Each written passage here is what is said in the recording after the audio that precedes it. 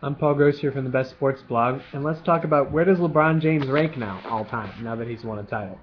Really interesting topic in basketball these days with the NBA championship over and LeBron finally has a ring. So where does he come on in terms of the all-time greats?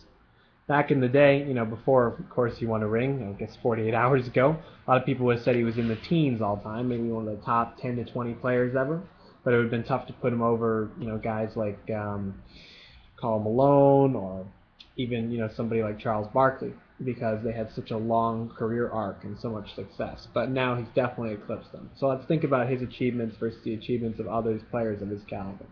LeBron already has several different MVP awards. He has seasons with a player efficiency rating over 30, several of them, and he also has the title, which is a huge deal. In addition to the title, he also has 2 finals appearances where he got there, but he ended up losing, which of course is still an achievement, even though he didn't actually win.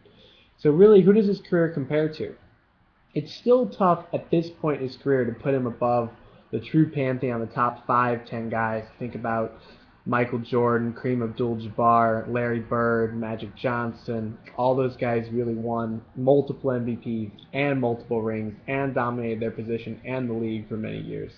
So it's really hard to put him above those guys. He's probably slightly under them right now. Top 10 player all time, perhaps you'd rank it.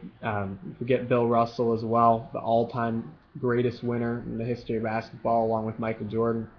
So LeBron probably ranks slightly under those guys. You have to put him with Oscar Robertson, the Big O, who won an MVP and a championship alongside Kareem Abdul-Jabbar and was a statistical phenomenon. Shaquille O'Neal, who only won one MVP but had 4 rings, and Kobe Bryant, 1 MVP, multiple rings.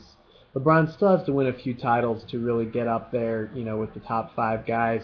And also, you have to think about the fact that he went to the Heat from Cleveland and did it with multiple stars. But in fairness, every major champion is won with multiple stars. Michael Jordan had Scottie Pippen.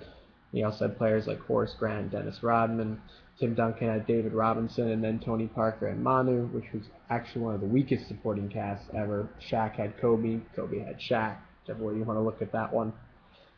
Even Bill Russell had multiple players working with him who were Hall of Famers. And, of course, Magic had Kareem. And Kareem had both Magic and Oscar Robertson. So the myth that a player has to win all by himself with no help is a little bit ridiculous. We don't want to knock LeBron for that. He really was the man in this series. He was better than both Bosh and Wade, who were important, but clearly not the X factors in the series. That was James. He won. You have to give him credit for that. And everyone who's hated LeBron James in the past, which at times has included none other than myself and the rest of the Best Sports Blog, we have to move on and acknowledge his greatness. He's definitely a top 10 player of all time right now, even if he retired today.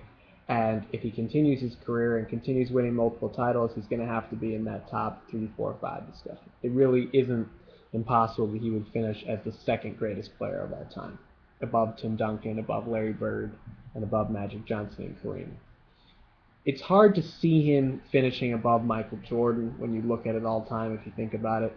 Jordan didn't just have 5 MVPs, he also had 6 titles, and the big thing that he has over LeBron is winning in the finals. Michael Jordan went 6-0 in his finals appearances, and he never went to 7 games in the finals. That is something that we are not going to see again for a long time, and really is something that was completely unprecedented. So is LeBron, who's now 1-2 in finals and was swept in one of them, ever going to reach that pinnacle, especially because he has better teammates in aggregate than Jordan? Probably not. So his cap is second greatest player of all time, but hey, if I could be the second greatest NBA player of all time, I'd take it. So all kudos to LeBron. That's it, signing out, and show up for our next video podcast. Thanks.